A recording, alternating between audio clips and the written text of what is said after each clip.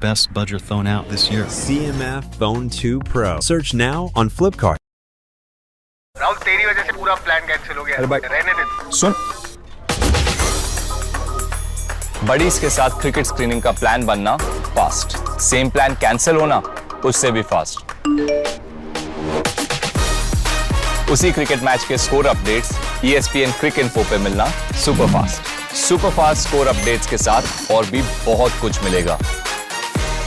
For fast scores and a lot more, download the ESPN Crick Info app now. Sri Lanka had not missed a beat before this tournament in reminding everyone that Sri Lanka are reigning Asian T20 champions, and the Asian T20 holders have played just like that. Sri Lanka make it 3 wins out of 3 in the group of death, no less. They send Afghanistan, last year's T20 World Cup semi-finalists, crashing out of the competition and do Bangladesh a world of a favour as Sri Lanka and Bangladesh join India and Pakistan to complete the Super Fours lineup at the 2025 Men's T20 Asia Cup. We revisit a game of immense significance on CMF by Nothing presents ESPN Crick Info Timeout, where we have one final time this evening, the company of Sanjay Bangar in our studios. And Sanjay, we must go first things first to Farveez Maharoof to congratulate him on what is, at the end of it, just a thoroughly commanding Sri Lankan victory to end a thoroughly commanding group stage, Farveez. Indeed, it was, Yash. I think going into this game, lots of doubt about the middle order batting of Sri Lanka not being in form, over-reliant on Pathum Nissanka. I think all these critics can go to bed with the efforts of Kusal Mendis, Hamidu Mendis, Charita Salanka, Kusal Janit Perra. Everyone looked hungry for runs. They were focused. And what a wonderful change against one of the best bowling attacks when it comes to spinners in the world in a pitch where it was quite tricky. And a score which I thought was not the easiest to chase down. All Sri Lanka wanted one of the top 3 to drop the anchor and the rest of the batters to bat around. Exactly what they did. So I think going into the Super Fours, Sri Lanka will be so happy and confident about their chances. So let's go straight into that anchor man who is the star man on the day, because the conversation before the game was Pathum Nissanka is good, but what about the rest of the Sri Lankan batting lineup on a day that Nissanka fell as early as he did? For Kusal Mendis to take charge and show all those gears, what do you make of that, Farveez? Fantastic. Yes, a couple of games Kusal Mendis has not scored runs, but previously leading up to the Asia Cup, he's been among runs. And it's just a matter of time. He has proven himself in all formats in international cricket for a long time. And he's a player, once he gets going, is a nightmare for the spinners because he sweeps from fine leg to mid-wicket. So no spinner in the world likes it when a player sweeps with such confidence and such good timing. So that's exactly what he did. He stick to his guns, he stick to his plans. And good to see Kusal Mendis among runs, Pathum Nissanka among runs, going into Super 4. There is a lot worth admiring when you look at that batting effort, but perhaps what stands out the most is for a batter to play 52 balls, not hit a 6 and get the job done.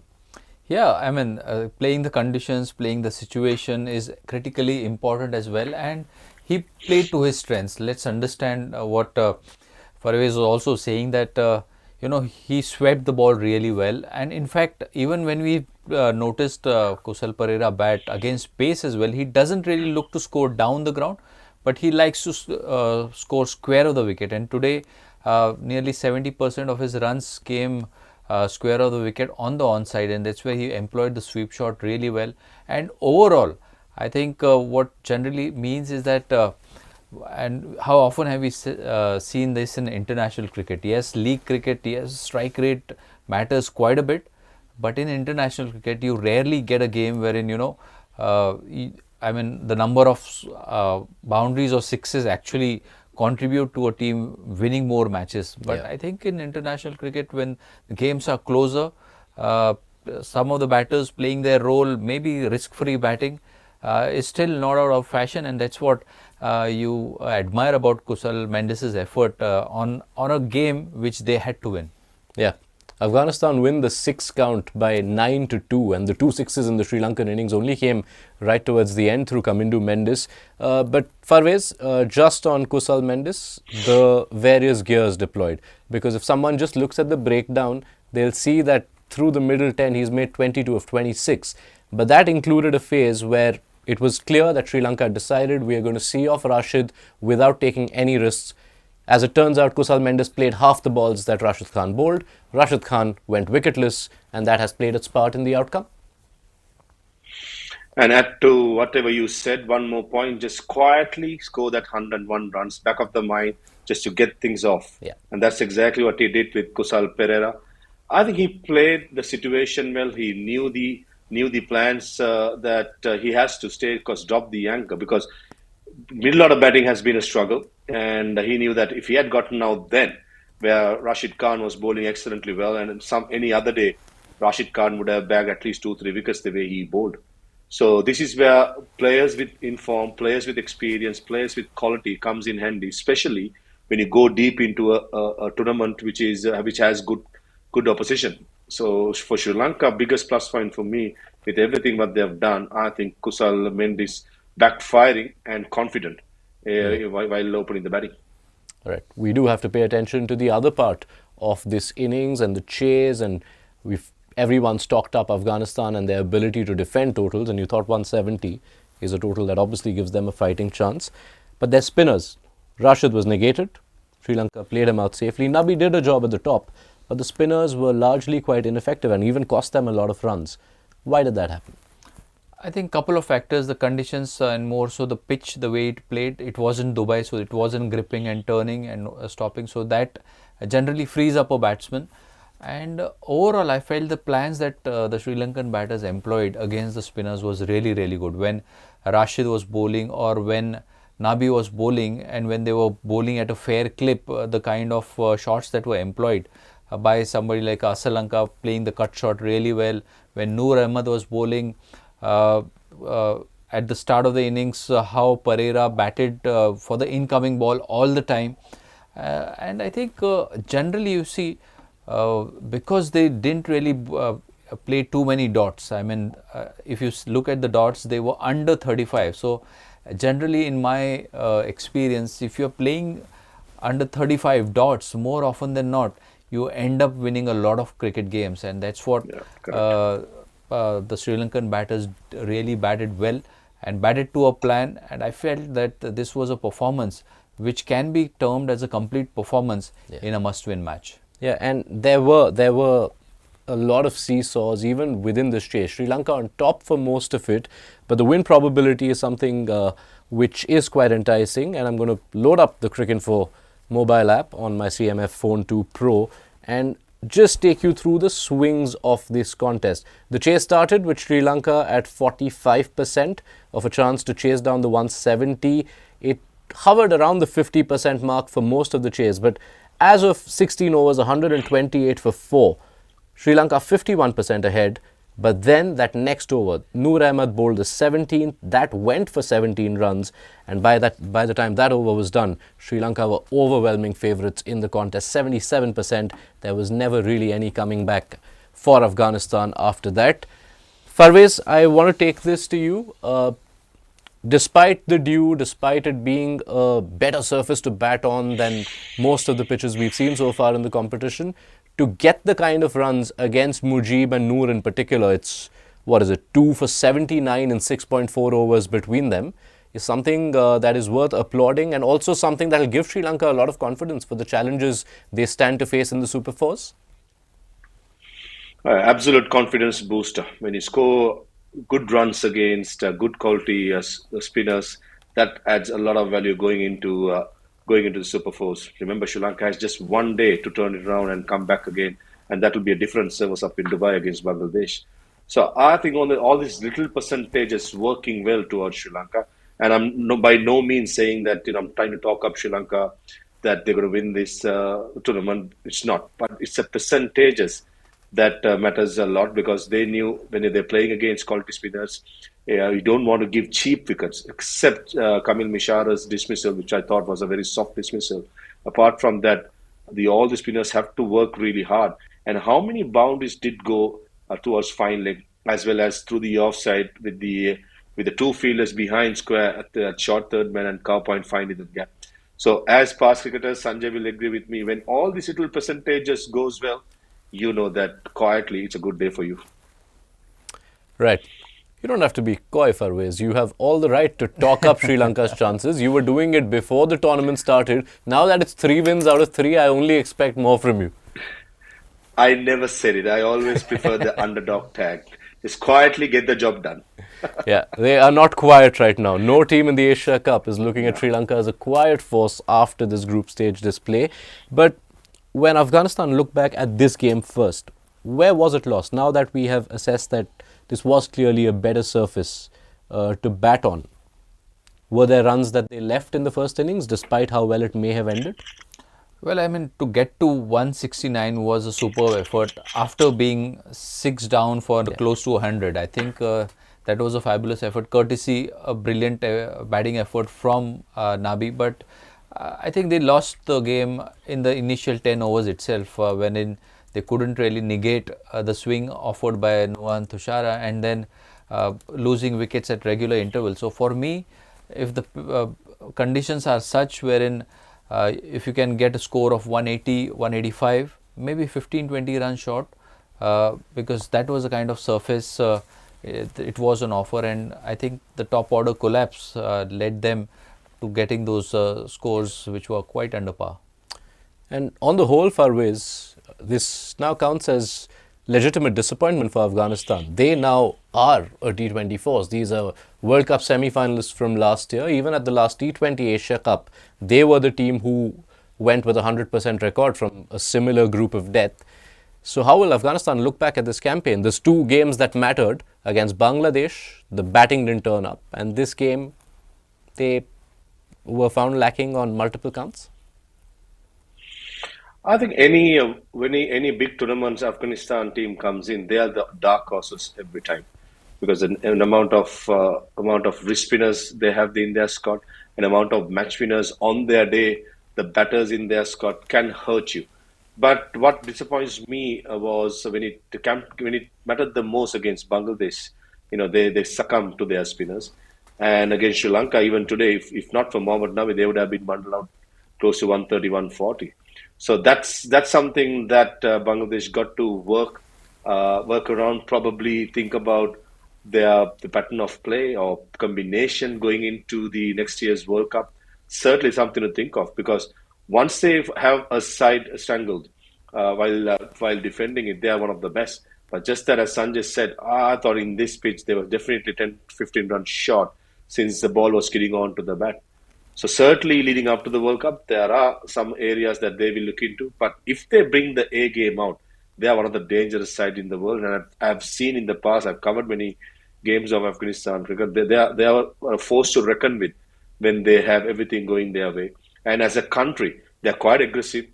And the people are very passionate about the cricketers. And the cricketers always give them more than 100% whenever they get out. But just that, you've got to be a little smarter when you're playing crunch matches, and you got to win those little percentages.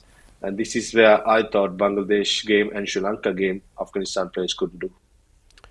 The batting and the smarts, as Farveez mentions, become important aspects for Afghanistan on the road to the World Cup now, which they will enter with expectations on the back of what they have done in the recent past. I think still need to get their batting together, because yes, they have some seam bowling options, and you would imagine that by that time even Naveen Haq will become part of the bowling group. So then it itself becomes quite a versatile bowling group, having Naveen Haq, Fazal Farooqi, Azmat, and the spinners, of course. But who are the batters who are going to get them the runs, especially in the top 5? You take out Gurbaz, you take out Ibrahim Zadran, who's obviously had a quiet time, but he's a player who's quality, and he's obviously going to put this behind him. So find another couple of batsmen at the top of the order. Sadiq looks good, but you need some consistent batter at the top of the order for you to get to positions wherein you can put the team in a winning position, give them a winning score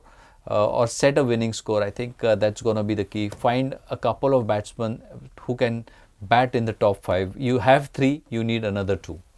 All right. We will hope that Afghanistan pull up their socks. I mean, can't read too much into it. This is an unforgiving format. When you're drawn in this group of death, one out of Afghanistan, Sri Lanka, Bangladesh had to go out. It is Afghanistan this time. We'll hope for a better showing from Afghanistan the next time we see them at a big event. It is time to start getting your questions in. And Farveez, you're in for some fun, because as I look through the comments on my CMF Phone 2 Pro, this game involving Afghanistan and Sri Lanka, and with Bangladesh paying such keen interest, you can see that in the theme that is emerging in the comment section. Hear me out, Farveez. Maharoof. Cricket TV says, I never believed Bangladesh fans someday would cheer for Sri Lanka. Prince Romeo, take love, Sri Lanka. We are friends forever. There are others saying Bangladesh thanks Sri Lanka. And there's Jabir Ahmed, who says Bangladesh and Sri Lankans are brothers. Farveez, Maharoof, all of Bangladesh love Sri Lanka. At least for this day. 48 hours later, that story will be changing. As they say, Korbo, Lorbo, Jeetbo in Bangladesh today. I'm quite emotional, to be honest, Yash. I mean, I have a lot of friends in Bangladesh. As I said, I've covered a lot of cricket in Afghanistan, so I know how passionate they are, and also in Bangladesh how passionate they are. It's like a religion, just like in India and Sri Lanka. So it's just one of those groups where we knew one good team will be crashing out. And unfortunately, that was Afghanistan. It's that sort of a tournament, isn't it? You have one bad game, you're out of the tournament. So I think I'm with mixed emotions, honestly. But all in all, Sri Lanka through unbeaten. I'm cock-a-hoop, but I'm certainly sad for Afghanistan for crashing out. Yeah, it is. It is sad to see Afghanistan crash out, but Sri Lanka as group winners, Bangladesh as the runners-up. Brothers as they are, with a lot of emotion flowing from Bangladesh to Sri Lanka right now.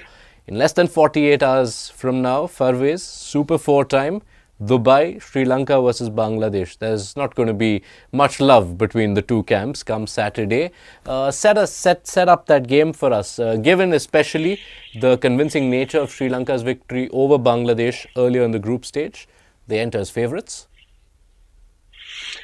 Yeah, I think so. Sri Lanka will certainly enter as hot favourites to this game, unbeaten in the group, beat Bangladesh quite comprehensively in Abu Dhabi, but the conditions will certainly change in Dubai. So I think it's all about Sri Lanka not celebrating too early, rather than just concentrate on Bangladesh. Probably some tactical changes might happen against a side like Bangladesh. So those are the things that I would like to think of. And also just stick to what Sri Lanka do well, which is to chase, win the toss. If Sri Lanka win the toss, should chase, as far as I'm concerned. And one mistake that Bangladesh did was against Sri Lanka, that they did not play Tuskin. Yes. I think he was a massive miss against Sri Lanka. He's always done well against Sri Lanka. So tactically, they got it wrong, and I'm pretty sure he'll be playing up in Dubai. So Sri Lanka got to negate his threat with the new ball.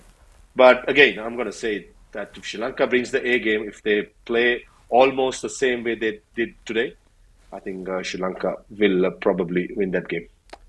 Are you happy with the same 11? Dasun Shanaka as the fifth bowler. Would you be looking to change anything? I think Dasun Shanaka is being looked at as a batsman who could bowl a bit.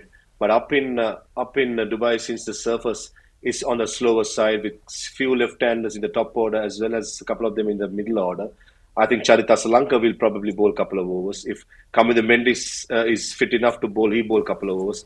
So those 4 overs of the fifth bowler will be taken care of. But the other spinner, it is going to be Vellalage or Mahesh Deekshana or even Matisha Patin at the third seamer. That's something that the think tank will look at. So I think the 10 positions are secured. Just the one position, is it going to be Matisha, Mahesh Deekshana or Dunit Vellalage? That will be taken care of after seeing the pitch, how it's going to behave, and if there's going to be a short boundary to one side in the Dubai International Stadium. So all these little things will come into play. And at the last moment, I think they will make a decision who's going to play in that one spot. All right, Mr. Bangar, thank you for waiting patiently. I wanted to capture Farveez's emotion after all those comments. But Sri Lanka, overwhelming favourites, at least entering the contest against Bangladesh?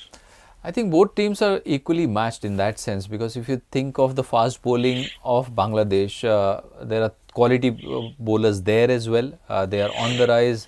You have Rishad, who is a good leg spinner, and you obviously have your finger spin bowling options there. So it's only a matter of Bangladesh clicking and then, having a game which is a humdinger, which is usually the case. So I don't really think that, as Farveez thinks, is the overwhelming favorite Sri Lanka. But I do feel that Bangladesh can compete quite well because it's going to be a team with equal strength in both departments. Yeah, the snakes have been high in this contest for a while, but this time the stakes are also high.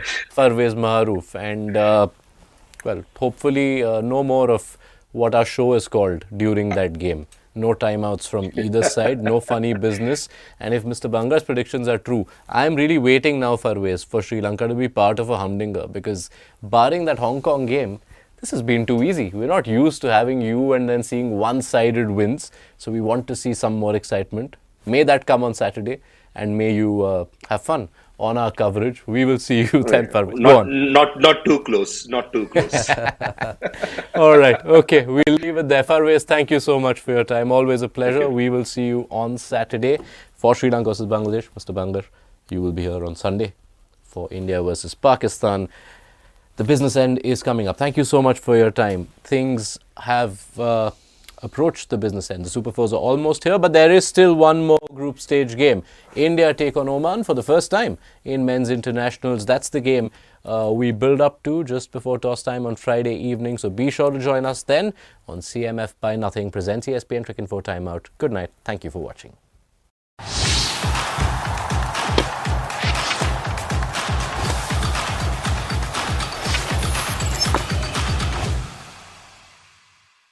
Best budget phone out this year. CMF Phone 2 Pro. Search now.